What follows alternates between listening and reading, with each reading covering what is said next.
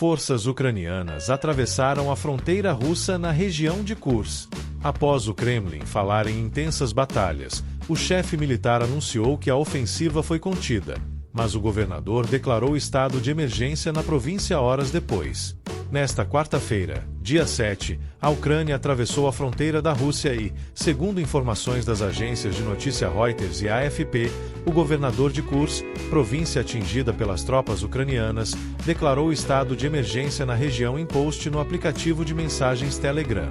Horas antes, após o Kremlin anunciar que estava travando intensas batalhas na região de Kursk, na fronteira, o chefe militar russo Valery Gerasimov disse que a ofensiva havia sido contida. Até 1.000 soldados ucranianos participam de uma incursão na região fronteiriça russa de Kursk. Foram detidos pela aviação e pela artilharia, disse o chefe do Estado-Maior russo. Em reunião com autoridades de seu governo, nesta quarta, o presidente russo, Vladimir Putin, chamou a invasão de uma grande provocação e acusou as forças ucranianas de dispararem indiscriminadamente contra alvos civis na região. O regime de Kiev empreendeu uma nova provocação em larga escala, disparando indiscriminadamente com diversos tipos de armas, incluindo foguetes, contra edifícios civis, casas e ambulâncias, afirmou Putin no início de uma reunião governamental exibida pela televisão russa. Segundo a agência de notícias Reuters, Alexei Smirnov, o governador em exercício da região de Kursk, disse que houve vítimas, mas não deu um número exato, e pediu aos cidadãos que doassem sangue. Ele disse que um drone de ataque ucraniano atingiu uma ambulância fora da cidade, matando o motorista e um paramédico e ferindo um médico. De acordo com a agência AFP, com informações de autoridades locais, milhares de pessoas deixaram a região devido aos combates e bombardeios, que deixaram pelo menos 5 mortos e 28 feridos entre os civis. Sudza, na região do conflito, é o último ponto de transbordo operacional para exportações de gás russo para a Europa via Ucrânia. A apenas 60 quilômetros de distância, a nordeste, fica a usina nuclear russa de Kursk.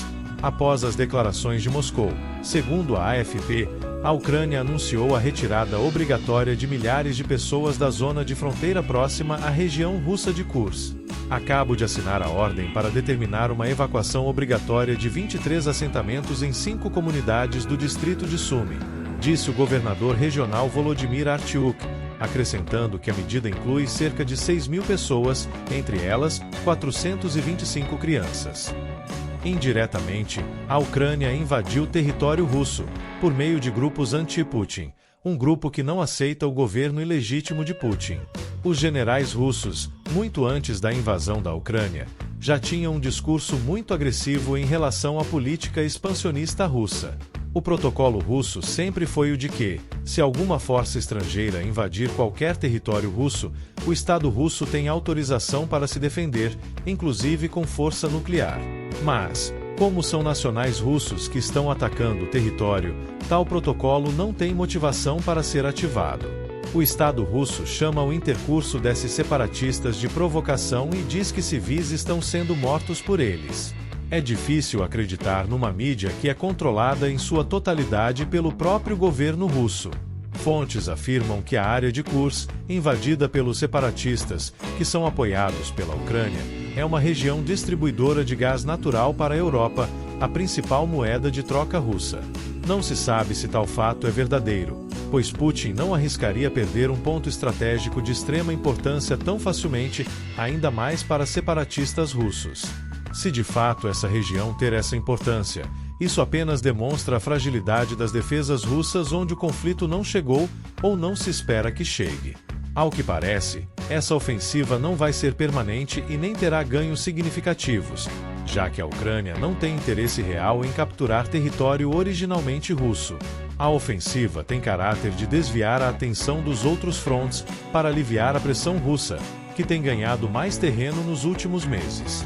Pelo custo em vidas, não tem valido a pena tais ganhos, mas, para o Estado russo, vidas não têm importância, se o objetivo final é o sucesso de sua invasão agressiva e injustificável.